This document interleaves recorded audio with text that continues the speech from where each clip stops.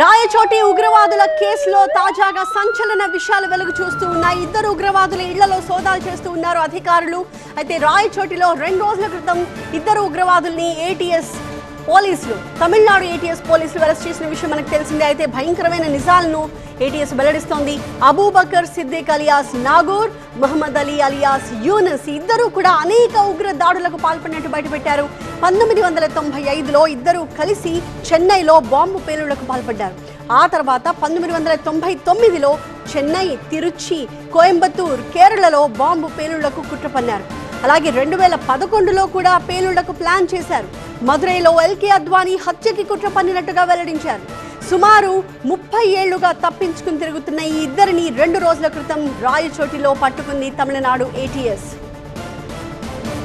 మా ప్రతినిధి రాజు మరింత సమాచారంతో మనకి లైవ్ లో జాయిన్ అవుతూ ఉన్నారు. రాజు, 30 ఏళ్లగా తప్పించుకు తిరుగుతున్న ఇద్దరు ఉగ్రవాదుల్ని ఎట్టకేలకు తమిళనాడు అధికారులు పట్టుకోగలిగారు. మరి వాళ్ళ ఇళ్లలో జరుగుతున్న సోదాల్లో ఎలాంటి కీలక సమాచారం బయటకు వస్తోంది?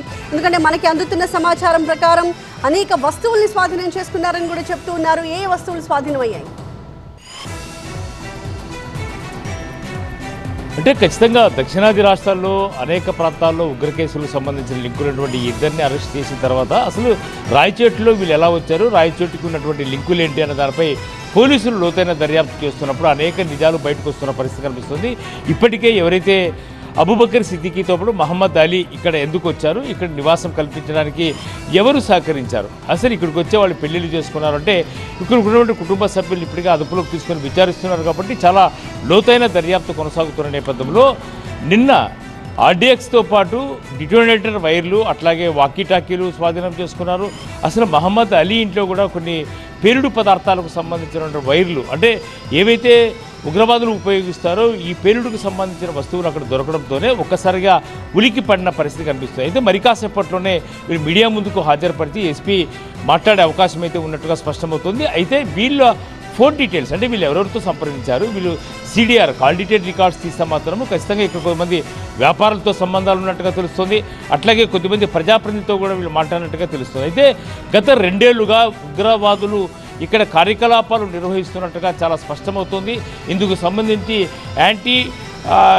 ఏదైతే ఏటీఎస్ ఉందో ఏటీఎస్ ఇప్పటికే అనేక నిజాలను బయటపెట్టింది. కాబట్టి ఇక్కడ లోకల్ పోలీస్ కూడా, అంటే ఆంధ్రప్రదేశ్ పోలీస్ యంత్రాంగం కూడా ఫోకస్ పెట్టిన పరిస్థితి కనిపిస్తుంది. ప్రత్యేకించి రాయచోటి లాంటి ప్రాంతంలో ఉగ్రవాదులు వచ్చి మకాం వేసినా ఇన్నేళ్లుగా వీళ్ళు పట్టుపట్టకుండా, లేదంటే వీళ్ళ ఏమాత్రము ఇన్ఫర్మేషన్ లేకుండా ఏ విధంగా ఎవరు సహకరించారు, వీళ్ళ వెనకాల ఎవరున్నారు, ఏదైనా కుట్ర పన్నారా, లేదంటే ఈ ప్రాంతంలో ఉగ్రవాదుల పేలుళ్లకు ఏదైనా ప్లాన్ చేస్తూ ఉన్నారా, లేదంటే రాయచోటిని కేంద్రంగా చేసుకొని దక్షిణాది రాష్ట్రాలని టార్గెట్ చేశారా, అంటే ఇలాంటి అనేక అనుమానాలు ఉన్నటువంటి పరిస్థితుల్లో లోతైన దర్యాప్తు కొనసాగుతుంది. మరి కాసేపట్లో అన్నమయ్య జిల్లా ఎస్పీ విద్యాసాగర్ నాయుడు వీళ్ళు కొన్ని వివరాలు బయటపెట్టే అవకాశం ఉంది. కొన్ని ఆసక్తికరమైన అంశాలు ఉన్నట్టుగా ఎస్పీ కూడా చెప్పిన పరిస్థితి కనిపిస్తుంది. అయితే ఒక్కసారిగా కలవరపాటుకు గురి చేసిన పరిస్థితి అయితే చాలా స్పష్టంగా కనిపిస్తుంది. అసలు ఉగ్ర లింకులు ఆంధ్రప్రదేశ్ రాష్ట్రంలో రాయచోటి కేంద్రంగా జరిగేందుకు అవకాశం ఏదైనా ఉందా అన్న కోణంలో కూడా పోలీసుల దర్యాప్తు కొనసాగుతున్న నేపథ్యంలో ఇప్పటికే ఏటీఎస్ స్క్వాడ్ మాత్రము అనేక రకమైనటువంటి నిజాలను బయటపెట్టింది. ఎందుకంటే దక్షిణాది రాష్ట్రాల్లో కేరళ, కర్ణాటక, తమిళనాడుతో పాటు ఆంధ్రప్రదేశ్ను కూడా ఏమైనా ఉగ్రవాదులు టార్గెట్ చేసి ఇక్కడ కేంద్రాన్ని, స్థావరాన్ని ఏర్పాటు చేసుకున్నారన్న కోణంలో కూడా పోలీసులు దర్యాప్తు చేస్తున్న నేపథ్యంలో మరికొద్దిసేపట్లోనే ఇందుకు సంబంధించి వివరాలు కూడా బయటకు వచ్చే అవకాశం అయితే ఉంది. Thank you Raju.